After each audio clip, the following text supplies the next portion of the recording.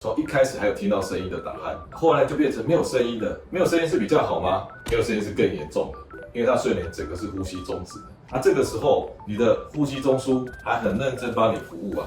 因为你缺氧的时候，它还会用力的呼吸，那这叫做阻塞性的睡眠呼吸中止。可是如果时间再过得更久，你的睡眠呼吸中枢呢，它也累了，所以你会发现连呼吸的动作都没有做出来，这叫做中枢性的睡眠呼吸中止。所以我们不要小看打鼾哦，它过几年会变阻塞性的睡眠呼吸中止，再过几年会变加上中枢性的睡眠呼吸中止。